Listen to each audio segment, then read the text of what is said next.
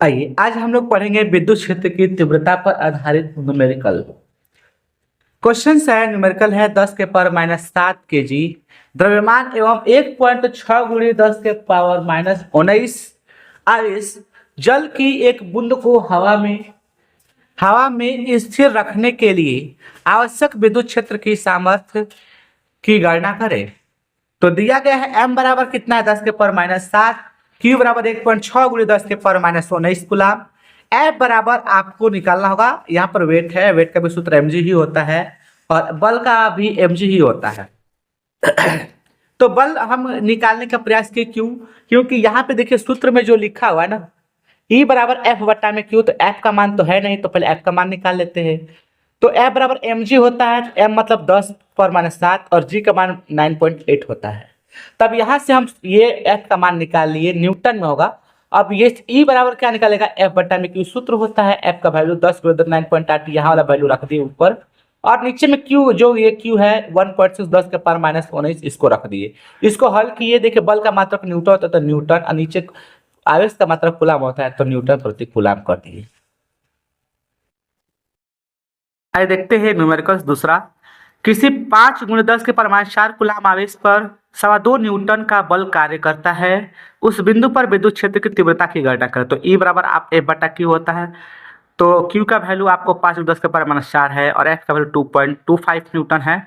आप E बराबर F बटा Q रख करके आंसर निकाल सकते हैं, 4.5 × 10⁻3।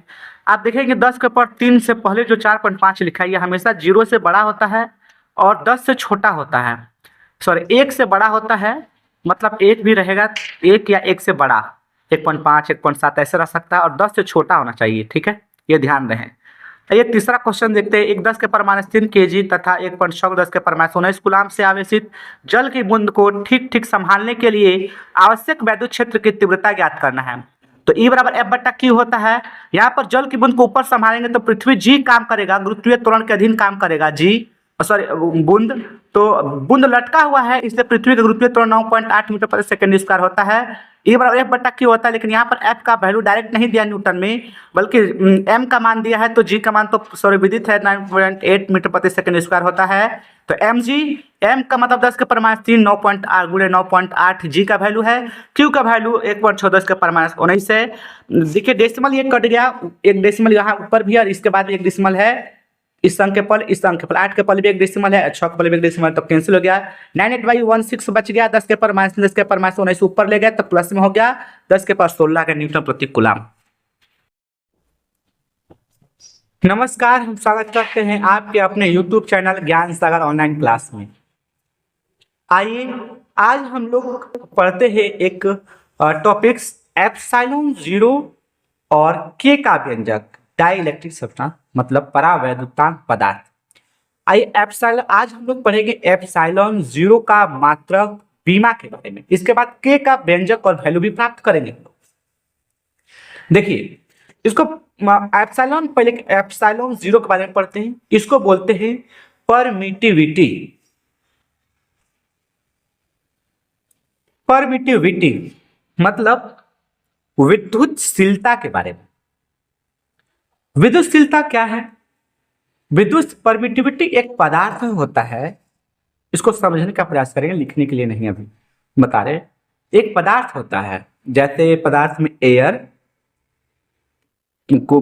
हुआ, वाटर हुआ, रबर हुआ, तो एक ऐसा पदार्थ होता है जो अपने में से आवेश को आना है और कितना नहीं आना है, इसका वह डिसीजन लेता है, उसका वो परमिशन देता है, उसको परमिटिविटी कहते हैं। इस पर हम बल लगाए तो बल तो लग रहा है, लेकिन ये बुक है जिसमें इसका रेसिस्ट रोक रहा है। यही चीजों विद्युतशीलता हम दो आवेशों के बीच की बात कर रहे हैं। तो अभी आप देखें कि किताब रेसिस्टर का काम किया, रोकने का काम किया बल को, जबकि किताब हटाए तो बल ज्यादा लग रहा था। यही परमिटिविटी का गुण है। तो विद्युतशीलता क्या है? अब डिफिनेशन लिखिए। वह पदार्थ का वह गुण जो विद्युत आवेश को अपने अंदर आने और रोकने का अनुमति देता है, उस पदार्थ को विद्युतशीलता कहते हैं। जैसे माना Q1 और Q2 दो धनात्मक आवेश r दूरी पर रखा गया है, तो कूलम्ब के नियम से, अब यहां पर देखिए पहला फिगर ऊपर, Q1 और Q2 दो आवेश हैं, इनके बीच में एयर है और r दूरी पर रखे हैं, तो यहां पर एयर के लिए बल क्या होगा। अब यह अलग चीज है कि प्लस प्लस होगा तो प्रतिकर्षण बल होगा, बट हमने बल निकाला है तो प्रतिकर्षण बल ही निकाला है, तो के छोटा के होगा, बड़ा के नहीं होगा। ठीक है, ध्यान से, छोटा के Q1 Q2 बटा में r स्क्वायर, एफ ए बराबर के का वैल्यू होता है 1/1 बटा, के का वैल्यू होता है 1/4 पाई एप्सिलॉन जीरो, एनसीईआरटी में एप्सिलॉन जीरो कह रहा है तो एप्सिलॉन जीरो पढ़िए, एप्सिलॉन जीरो गुणे Q1 Q2 बटा में r स्क्वायर। अब यहां से देखेंगे हम लोग कि एप्सिलॉन का मात्रक और यहां से बीमा मिलेगा, तो एप्सिलॉन का वैल्यू कैसे, एप्सिलॉन जीरो का वैल्यू कैसे प्राप्त करेंगे।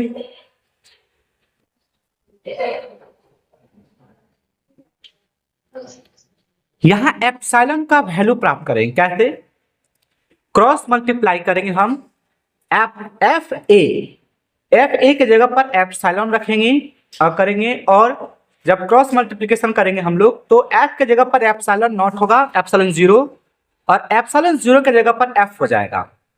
तो हमने Q1 Q2 बटा में 4 पाई r स्क्वायर ये वाला लिखा है और f लिखा है, एप्सिलॉन जीरो के जगह पर f लिखा है क्योंकि एप्सिलॉन वहां हो गया। तो एप्सिलॉन जीरो का मात्रक निकलेगा, देखिए 4 पाई तो कांस्टेंट अंक हो तो उसका मात्रक होता नहीं है। Q1 और Q2 आवेश का मात्रक कूलाम होता है, कूलाम गुणे कूलाम, कूलाम स्क्वायर प्रति बटा में है प्रति, और 4 पे कोई नहीं होगा। f का मात्रक न्यूटन तो न्यूटन लिखे हैं, r दूरी है तो दूरी का मात्रक मीटर तो मीटर स्क्वायर कर दिए, कूलाम स्क्वायर प्रति न्यूटन मीटर स्क्वायर होगा। एप्सिलॉन जीरो का मात्रक कूलाम स्क्वायर प्रति न्यूटन मीटर स्क्वायर। आइए एप्सिलॉन जीरो की बीमा प्राप्त करते हैं। तो Q1 और Q2, Q का मतलब Q की बीमा 80 होता है और Q2 का बीमा भी 80 होगा, और यहाँ से 4 पे कोई बीमा नहीं होगा। r स्क्वायर मतलब दूरी है, दूरी को L से करेंगे हम, बीमा L होती है बीमा, दूरी का L स्क्वायर, F बल की बीमा MLT-2। तो यहां से हम लोग क्या करेंगे, एप्सिलॉन जीरो की बीमा हो जाएगा, m नीचे है तो ऊपर जाएगा तो -1, और L देखिए L यहाँ 2 है यहाँ 1 है तो 3 हो गया, लेकिन ऊपर जाएगा तो माइनस में हो जाएगा, और t यहाँ पे -2 है और ऊपर में t मल्टीप्लाई करेंगे हम लोग तो t स्क्वायर हो जाएगा। t ऊपर में 2 है और नीचे भी -2 है तो ऊपर जाएगा तो -2 ऊपर प्लस में हो जाएगा, यानी t4 हो जाएगा, और a 2 बार है तो a स्क्वायर लिख दिए। यही एप्सिलॉन जीरो की बीमा है, यानी वायु या निर्वात की विद्युतशीलता की बीमा है, वायु या निर्वात की विद्युतशीलता की बीमा m-1 L-Q T/4 a square है। अब आइए, अब Q1 और Q2 आवेश के बीच कोई माध्यम जैसे जल हो, वायु के अलावा जल हुआ, रबर हुआ, उसको लगा दे तो क्या होगा।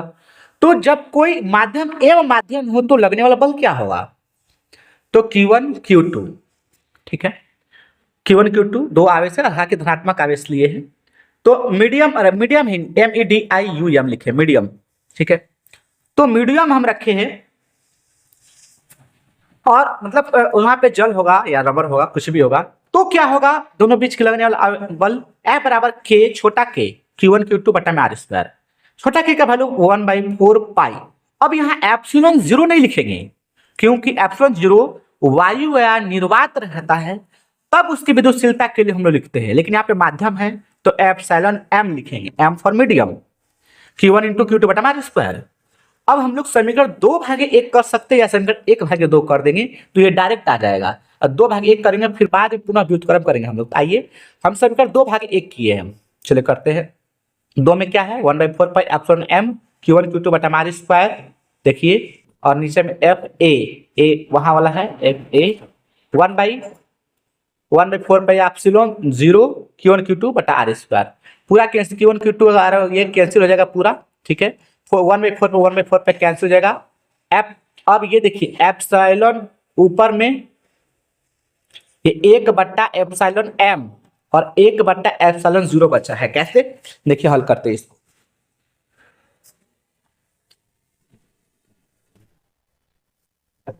देखो उसको हल करेंगे तो 1/, जो बच गया ये बचा 1/ε एन और बटा 1/ε0। इसको हल करेंगे तो 1/ε इंटू ये ऊपर नीचे होगा ε0/1। इसको हल करेंगे FM/FA, तो ε0 ऊपर होगा और ε नीचे होगा। इसको पुनः हम विकलन करेंगे, ये भी सही है। और पुनः विकलन करेंगे तो क्या फायदा होगा कि नीचे में ε0 आ जाएगा, y पे सापेक्ष, तो f होगी f a पर इधर को क्या करेंगे, इधर को उल्टा होगा, तो f ऊपर होगा और f0 नीचे होगा।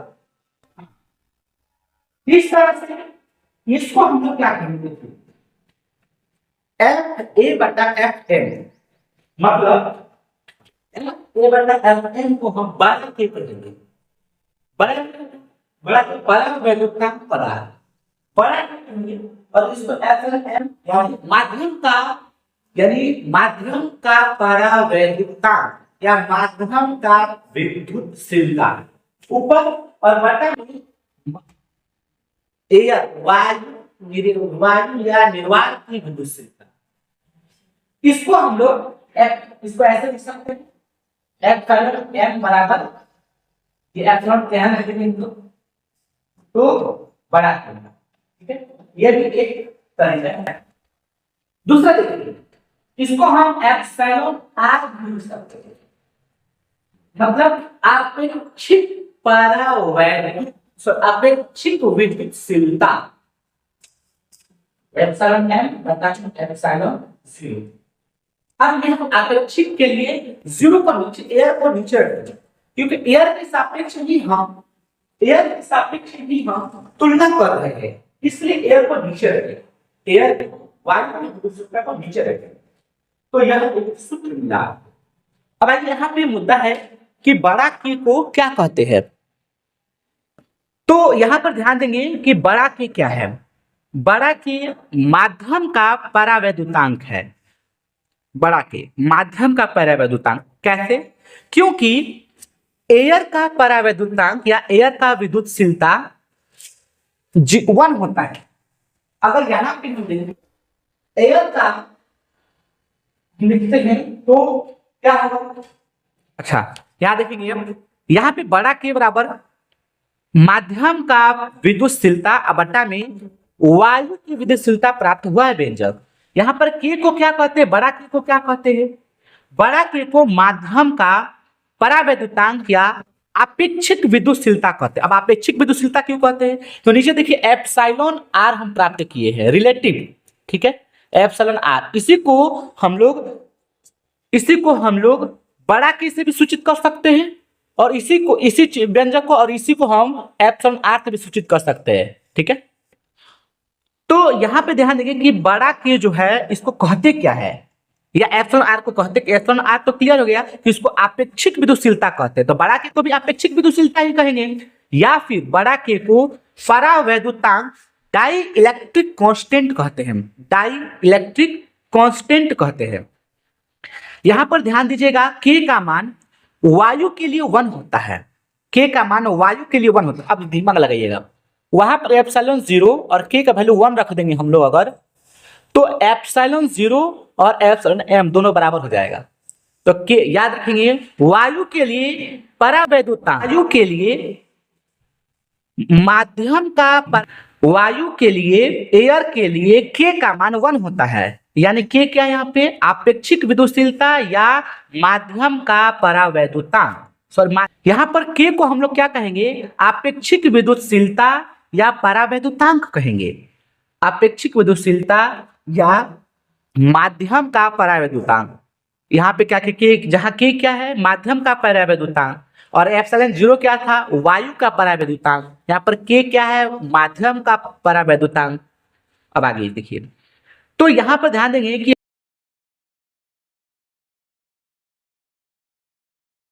जबकि धातु के लिए के का मान अनंत होता है और जल के लिए जल के लिए बड़ा के का मान 81 होता है, 80 से 81 होता है। आइए इस पर न्यूमेरिकल्स मिलेंगे, आपको एमसीक्यू क्वेश्चंस मिलेंगे, सॉल्व कीजिए। आइए हम स्वागत करते हैं आपके इस एमसीक्यू सेशन में। परमिटिविटी क्या मापती है? ऑप्शन ए, चुंबकीय क्षेत्र की शक्ति, किसी माध्यम की विद्युत क्षेत्र की अनुमति देने और ऊर्जा संग्रहित करने की क्षमता, सी, आवेशों के बीच बल, डी, विद्युत धारा का प्रवाह। तो ऑप्शन नंबर हम लोग यहाँ पर बी टिक करेंगे, किसी माध्यम के विद्युत क्षेत्र को अनुमति देने और विद्युत ऊर्जा को संग्रहित करने की क्षमता। नेक्स्ट क्वेश्चंस, निर्वात में परमिटिविटी किससे दर्शाया जाता है? तो हमने बताया था कि एप्सिलॉन 0 से सूचित करते हैं, इसको कुछ लोग एप्सिलॉन नॉट भी कहते हैं, तो वो भी ठीक है। नेक्स्ट क्वेश्चंस,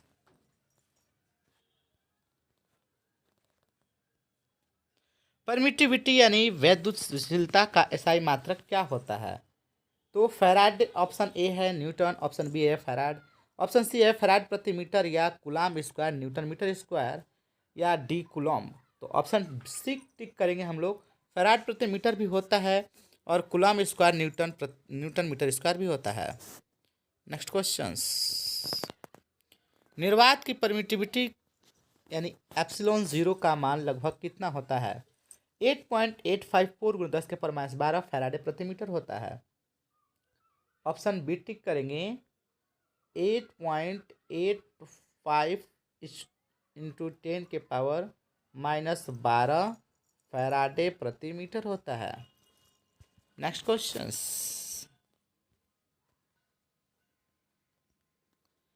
जल का परावैद्युतांक कितना होता है? डाई इलेक्ट्रिक कांस्टेंट मतलब के का वैल्यू क्या होगा ना, के का वैल्यू होता है 80 से 81 होता है। ठीक, किसके लिए? वाटर के लिए, केवल वाटर के लिए। लेकिन वही चीज़ अगर आप देखें कि निर्वात के लिए वायु या निर्वात के लिए क्या होता है, तो वायु या निर्वात के लिए के का मान क्या होता है? तो ध्यान देंगे, वायु और निर्वात के लिए, वायु और निर्वात के लिए, वायु और निर्वात के लिए के का मान 1 होता है। ठीक है, लेकिन अगर यही कहे कि बताइए कि अन्य माध्यमों के लिए के का मान कितना होता है, तो याद रखेंगे अन्य माध्यम के लिए के का जो मान होता है वो ज़्यादा होता है, किससे? 1 से। ठीक है, 1 से ज़्यादा होता है। हाँ, अब यहाँ पे आपको क्वेश्चंस है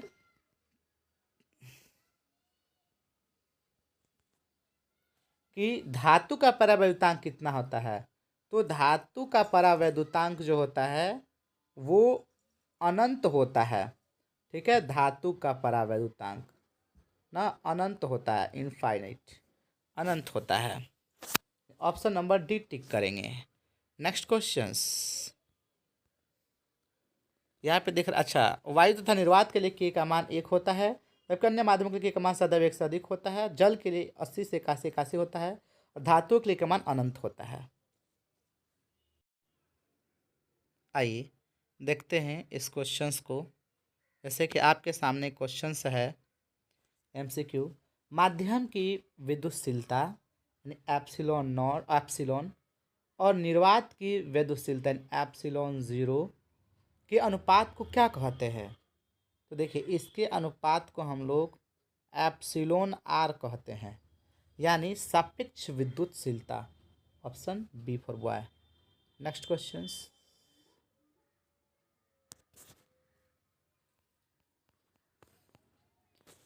सापेक्ष विद्युतशीलता यानी रिलेटिव परमिटिविटी क्या दर्शाता है? किसी माध्यम की चालकता, किसी माध्यम द्वारा विद्युत क्षेत्र उत्पन्न विरोध की माप, विद्युत धारा की दिशा नहीं,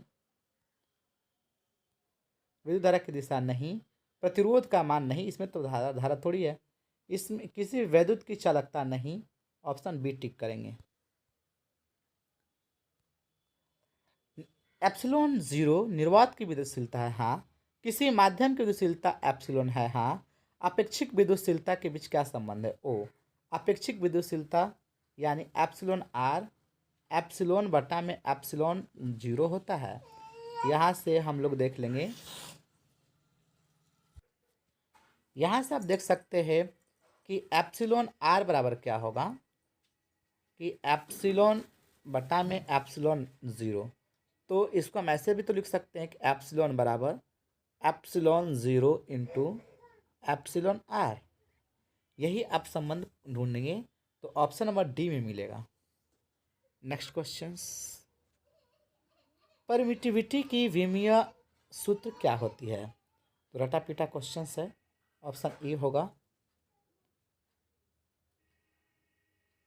ठीक है, नेक्स्ट क्वेश्चंस, कूलाम के नियम में F बराबर 1/4 pi epsilon zero Q1 Q2 बटा आर स्क्वायर में 1/4 पाई एप्सिलॉन नॉट, देखिए 1/4 पाई एप्सिलॉन जीरो का जो वैल्यू होता है 9 गुणे 10 के पावर 9 न्यूटन मीटर स्क्वायर प्रति कूलम स्क्वायर होता है। ऑप्शन ए टिक करेंगे। निर्वात की विद्युतशीलता एप्सिलॉन जीरो का एसआई मात्रक क्या होता है? तो ऑप्शन ए है कूलाम प्रति newton metre square. Option B है फैराडे प्रति मीटर, या दोनों। तो ये ऑप्शन नंबर दोनों होगा, दोनों सही है। अब तो इसका तो ऑप्शन बी होगा।